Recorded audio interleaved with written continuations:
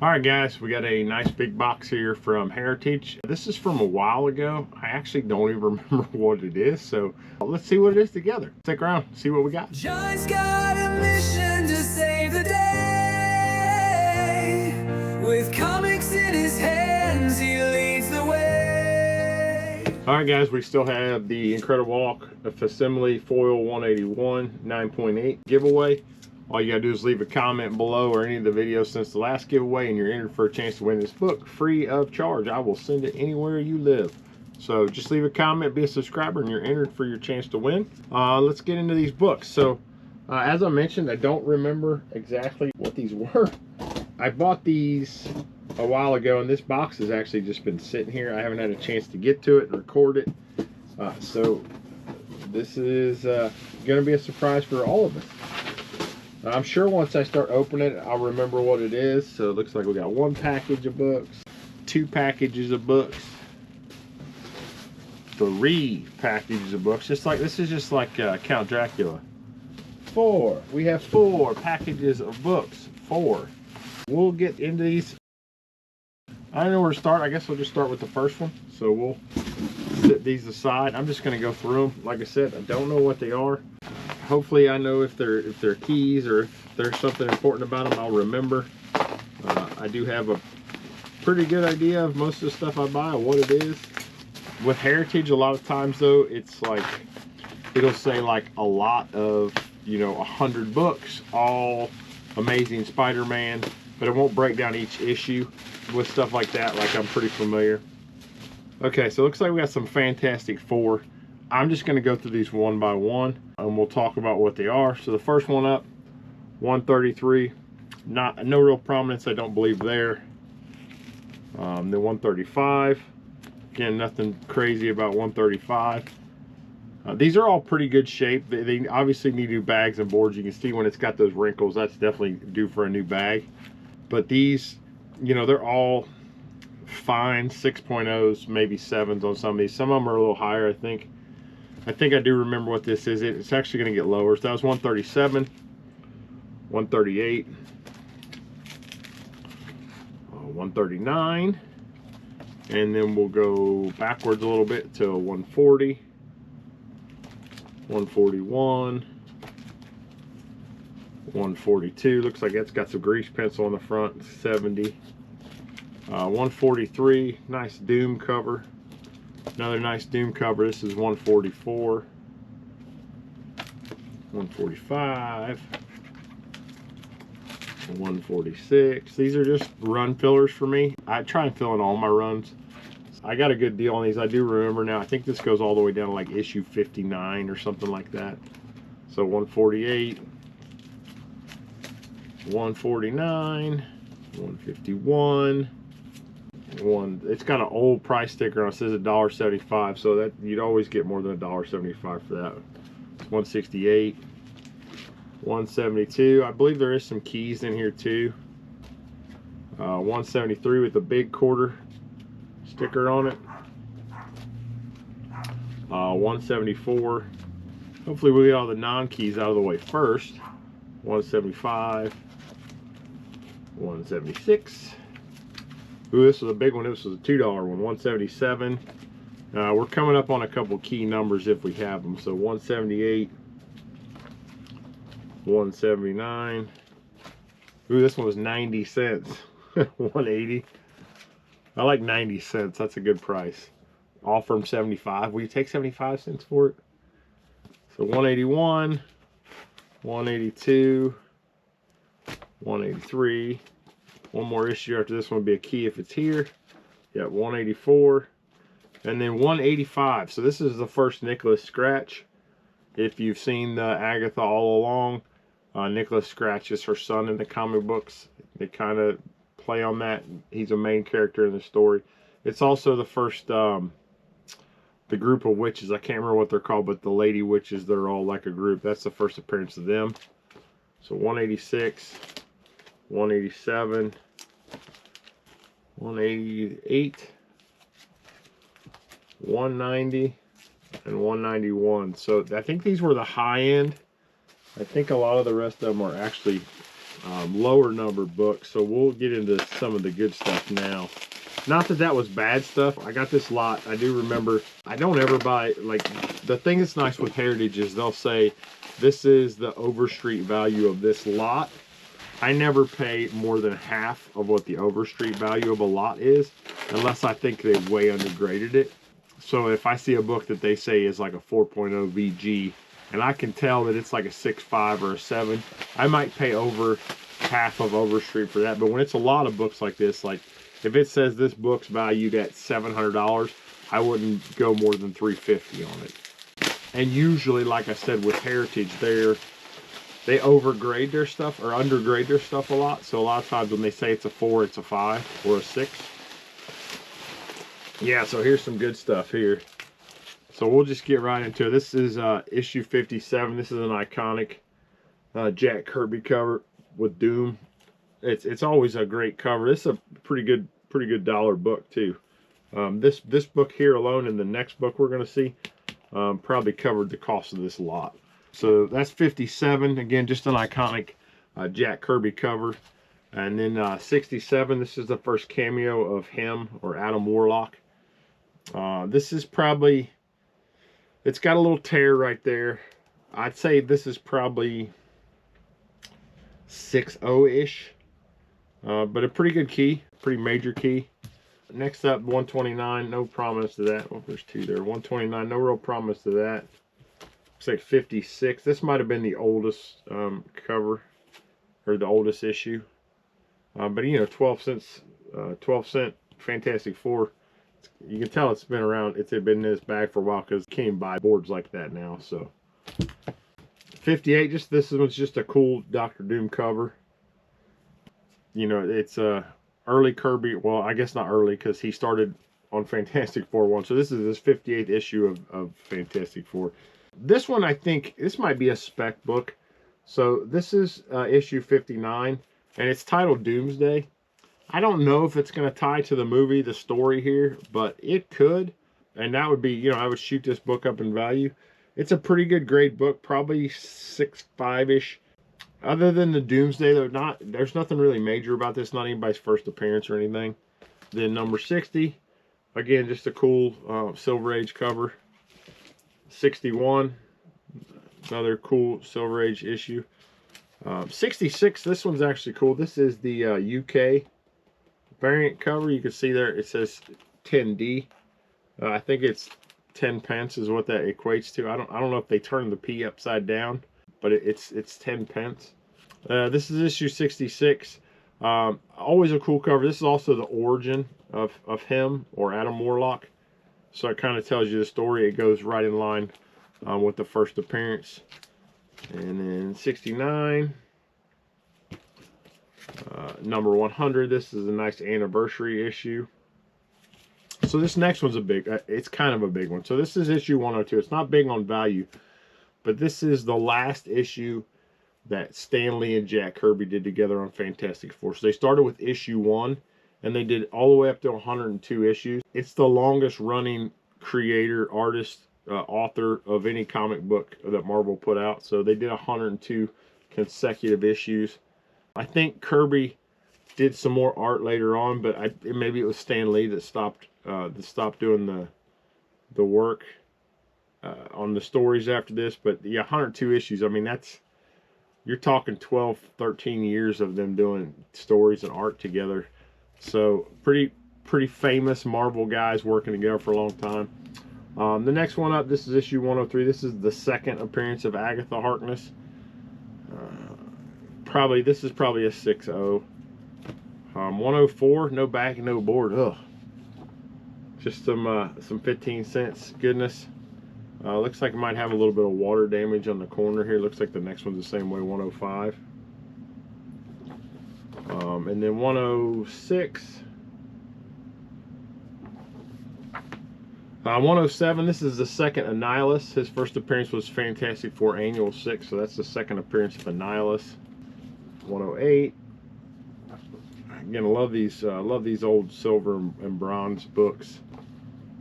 And these are all pretty good. Like I said, they're not, you know, they're not 8, 5, and 9s, but they're all solid 6, 5s. So there's 109. This next one's interesting. So this is the first Agatha cover. You can see her here. There's actually a misprint of this book. This is not the misprint. But in the misprint, the orange, all this orange that you see, the orangish red color, that all got printed as green. And then the blue, all the blue that you see here, on all the, looks like all the Mr. Fantastic, it all got printed as purple. So it's almost like a psychedelic looking cover. It almost looks like something that they would have done intentionally, given that this was early 70s, but it was a misprint. So misprint is like 5-6 times as valuable as the standard edition, but still a decent book. It's, you know, being the first Agatha cover. So 111. Let's see, 113. This one's actually really nice looking. Higher, a little bit higher grade. 114 looks really good. This actually might be up in the 8590 range. And I'll take all these out of these bags. Always, if you buy books that are in bags like this, please, please, please replace the bags. Come on, they're not that expensive. You know, even if you just use cheap bags of boards, you can, 100 books will cost you $18, $19. Like, don't leave them in these sticky, you know, when you pull two books apart, you hear that they shouldn't be in those bags anymore. They're due to be replaced. So that's 114. 115. They're like, ooh, it's still 15 cents, and then they almost double in price. And the next one they go up to a quarter. But this is an oversized edition, square bound. So 116 there. 117. 118 looks like a lockjaw on the cover. That's a really nice cover, or a really nice condition book too. This one, I'll probably end up pressing and cleaning almost all these, just because they're all good enough to get a press and a clean. Even if I'm not going to submit them to CGC, it's still worth having them press and clean. So this next one is actually, this is kind of another interesting book. So there's a little bit of minor controversy in this book. So Black Panther in this book changed his name to, I think that was the Black Leopard. And it was mainly because of all of the, you know, the Black Panthers movement in the 70s. So they were getting more and more radical with their movement, and Marvel just wanted to kind of separate the character from that. It only lasted for like 4 or 5 months that he was the Black Leopard, and then he went back to Black Panther. So you know, again, they were just trying to avoid the controversy. 121. Nice run of Fantastic Four. I mean, there's a lot of books here. 122. We're going to go through every single one of them too. So if you don't like Fantastic Four, jump around. The next lot after the Fantastic Four is really good too. 123. 124. 125. 126. This is an homage to the original Fantastic Four 1. One of the early homage covers. 127. This one's like really sharp, really good looking book. I'm gonna say that's possibly in the 9.4 range. 128. Again, there's some ink overspray in the corner here that looks like it might have gotten wet at one point. So if you ever see the tops of the books, there's always a spray line on them. Some of them, that's where they sprayed them at the newsstands. And this one looks like it had that overspray there, but also maybe got wet at some point too. So that's 128. 130. Again, really solid copy here. This is probably in that 9.4 range. Really good looking book. And then we have 131, another nice higher grade book. That actually might be a 9.8 candidate. Yeah, we'll check these out. Like I said, I'll go through all these a lot more. And then 132. And then we have one more package of Fantastic Four, and then the last lot, I think, is all like some key bronze and copper, a lot of issue 1s, a couple of Spidey books in there, I believe. Let's pop this thing open. Again, I always use this knife. You always see me with my X-Acto knife. Be careful if you're using a knife around your comic books. You know, I've seen people with big old pocket knives and daggers, and whatever you're going to use, you know, anything's fine as long as you're careful with it. You know, don't worry about cutting yourself, but definitely don't cut a comic book. You know, that's, you can replace your finger, you can't replace this old comic book. So we'll keep going here. These are really bad bags. 192. It's hard to even tell the grades, they're so bad. 193. If there's anything that you see that I missed, a key or something I didn't say, leave a comment, let me know. My Fantastic Four knowledge is spotty. I do know a lot of the bigger books, but if I miss anything, let me know in the comments. 194. 195. 96. Great Doom cover here. 198. Looks like this is a Whitman variant. You can tell by the diamond in the corner.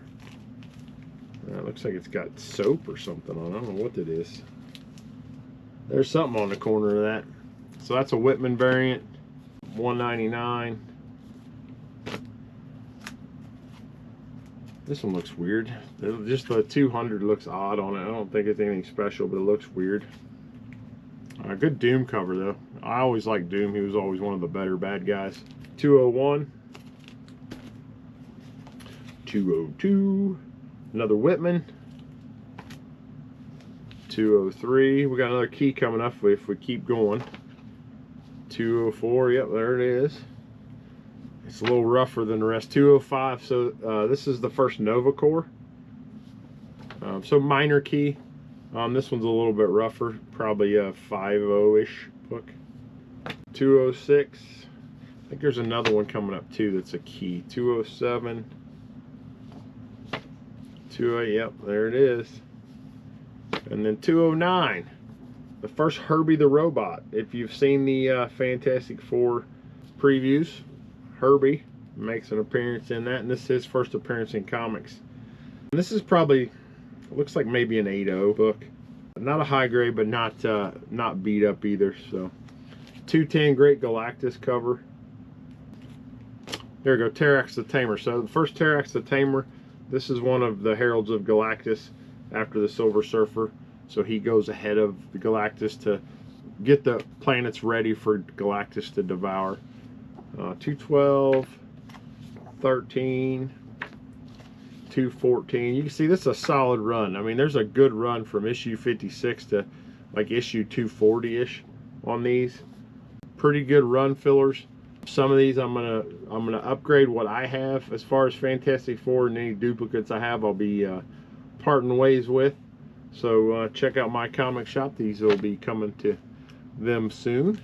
If there's anything you see that you are interested in P-Bales, hit me up. I can definitely, we can make a deal if you want to get a hold of any of these before I move on them.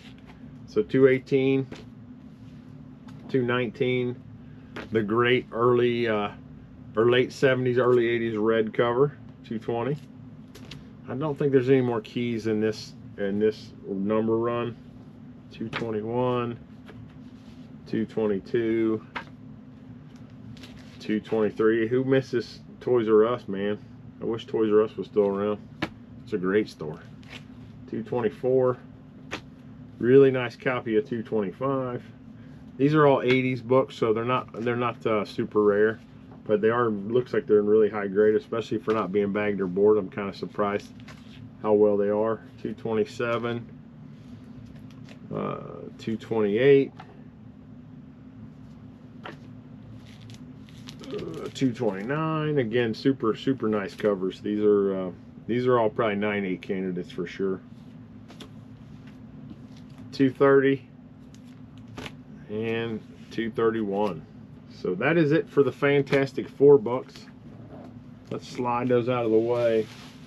This one's got just a wild range of stuff in it. I'm pretty sure it's got these are almost all, there's a few that aren't, but most of them are #1 issues of just random stuff. I think it might go back to the 70s, but definitely the 80s. I think it's all Marvel, if I remember correctly. And there are a few non-#1s that are pretty decent keys. These are all really like very fine copies, and they taped it up good. I like good packaging when it comes to them. I hate big packages like this from my comic shop because they always have peanuts. The big packages from them always have peanuts, and I hate peanuts a lot. All right, so first up, Doctor Strange #1. So not a major key. This is first Doctor Strange officially in his own title. They changed Strange Tales to Doctor Strange, but this was actually the beginning of the official Doctor Strange series. This next one is a big one. Marvel Superhero Secret Wars #8. I'm going to say with a clean up press, this is probably a 9.0, maybe a 9.2. So this is the first black suit Spider-Man, where he actually gets infected and the suit later becomes Venom. I think everyone's familiar with that book. It's not like, ooh, what's that book? Next one up, Iron Fist #1. This is his first solo series. He made his premiere, and then I think he was in a magazine. I can't remember what magazine after his premiere for a few issues. First Iron Fist in the solo series. This is another good book. So this is Amazing Spider-Man 252. First black suit in ASM. It is a newsstand, which is good. And it looks like it's a pretty good grade copy. I'm going to say probably 8.5-ish. You see a lot of these too, like the color on these books, there's so much variation from one to the other. Sometimes this is almost like a brownish yellow, and sometimes it's very vibrant and a bright brown. I think it just has to do with the printing, you know, how many they printed in the run. So I love these. Not any real big key to this, but Beware #1. I don't think there's any like special about it, but I like these. I like this, you know, 80s horror monster stuff. Always really good stuff. One issue of Black Goliath #1. So this is the second appearance in the origin of Black Goliath. You know, African-American character from the 80s. Black Panther, Power Man, or Luke Cage, and then Black Goliath all kind of came out.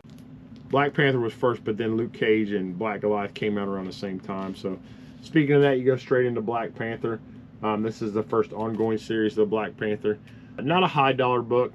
I have a few copies of this. Still always one when you can pick it up cheap. It's really good. And again, like the Fantastic Four series or books I got, the Amazing Spider-Man 252 and Marvel Secret Wars #8 probably paid for this entire group. If I sold those two books, I would be net zero and have all the books that were left that we're going over. So Champions #1. This is the first team appearance of the Champions. You can see them on the cover: Hercules, Ghost Rider, Iceman. Not a super exciting team. It didn't last very long, but first appearance of them. This is nothing. Defenders 32. I mean, it's not nothing, but there's no prominence to that. Giant Size Superstars #1, featuring the Fantastic Four. So this was the only issue that was called Giant Size Superstars. The second issue, Giant Size, was Giant Size Fantastic Four. So they just kind of transitioned into just making a Fantastic Four book. It is a good Incredible Hulk thing battle. Human Torch 1, again, nothing real crazy with this book. Really his first real series since the original Human Torch, which is a different Human Torch. A lot of people don't know that the Human Torch from the 40s is not the Fantastic Four Human Torch. And it looks like maybe that's the two of them fighting. The original Human Torch and the Fantastic Four Human Torch. Inhumans #1, 2 copies of that. This is the first issue of the Inhumans, first ongoing series of the Inhumans. Invaders 1, same thing, kind of first team appearance of the Invaders, first ongoing series. Edgar Rice Burroughs, John Carter of Mars. So this is the first issue of John Carter's Warlord of Mars. John Carter has been around. I think he was in the 60s. He was around. Edgar Rice Burroughs was writing books way back in the day. So this is one of the early ongoing series of John Carter. And there's a rumor that Disney's making a John Carter TV show. They did make a movie. I don't know if Disney made it, but they made a movie about 10 years ago that was okay.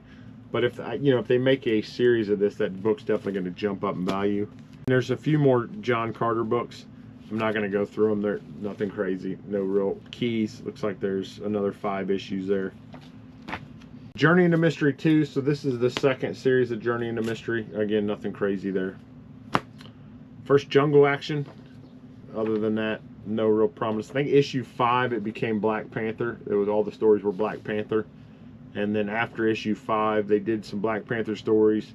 And then they started the Black Panther series. Marvel Spotlight on Captain Marvel #1. So again, just I think this is the second Marvel Spotlight series. I think the first issue #1 was the first Red Wolf. Marvel Super Action #1. I think these are all just reprints. Super Action and Triple Action. Triple Action, same thing. Just reprint some stories, some older stories from the 60s. Shauna the She-Devil. So we got issue 2. This is the second appearance of Shauna the She-Devil, or Shanna, I don't know how you say it. And then issue 5, nothing crazy there. This next one's a cool book, not one I've seen very often in decent grade. This one's in decent grade. So this is The Son of Satan #1. This is the first ongoing solo Son of Satan with Damien Hellstrom. Pretty good book to have. Again, I like the... I've said it before, I don't like Doctor Strange, but I like all the mystical arts type stuff that's not Doctor Strange. So I like Brother Voodoo, I like the Cosmic Ghost Riders and stuff like that. Spectacular Spider-Man #1. This is the second ongoing series. So Amazing Spider-Man was the first one, and then it goes to, as they were printing that, they said, let's sell another Spider-Man book. So they went with Spectacular Spider-Man. Then we got Star Trek, the motion picture #1. This is just this was a 3-part series, I think. And this just was an adaptation of the original movie. It does feel like this has some water damage, so this is one of the lower grade books. Not much value in that either, but still not bad. Nothing to this, just a Submariner issue. Supervillain Team Up #1. So this is Doctor Doom and Namor they team up to be a team of supervillains. That's a really cool Doctor Doom cover. My dog likes it, if you can't hear. That's why he's barking. He's going, Doom, Doom. Thor 223, just a Thor book. Nothing. I don't think there's anything on that. If I missed something on one of these too, like, leave a comment, let me know. There's a lot of books here. Easy covers. Some of them you know right away what it is. Some of them it's like, I don't remember. Next up, Web of Spider-Man 1. This is the third ongoing series of Spider-Man. They had Amazing Spider-Man going. It was selling really well. People really like Spider-Man. They said, let's put out Spectacular Spider-Man. They started running that. It was selling well, so they said, let's do another one. So they came up with Web of Spider-Man. So there's 2 issues of this. These are both really high grade.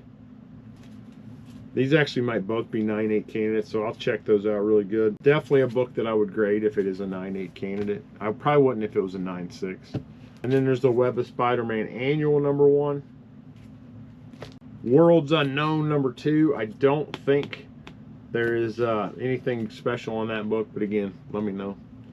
Just a cool dinosaur cover book from the 80s, and what video that I do would be complete without an X-Men book, the highest selling X-Men book of all time, highest selling comic book of all time. Sold like 5 million copies of this. Nothing special about this. You guys have seen this 100 times. This is in every good collection from the 90s. I think it's the most modern book in this whole thing. So yeah, it's just the X-Men one. Nothing crazy. I got 15 copies of it already, so what's one more? I wish I still had all those toys though, because those things were cool. Yeah, so that's it, guys. This was a big one. A lot of stuff here. Really happy. Like I said, I had forgotten what they were. As I started opening them, I remembered. Fantastic Four run's really good because it's a very solid run. So to help me fill whole, I can upgrade some of the books I have, maybe if these are better copies, because I don't usually keep multiple copies of the same book. I usually keep the best copy I have and then sell or give away to a friend or something at A-OK, one of the lesser copies I have. I'll get a great fill on that. A lot of these books in the second lot are books I would grade, so if they look good. So I'm going to go through all those. Make sure you're checking out. I'm trying every Sunday to do a cleaning video, so if you're free on a Sunday, it's usually between like 1 and 3 Central Time, depending on the week.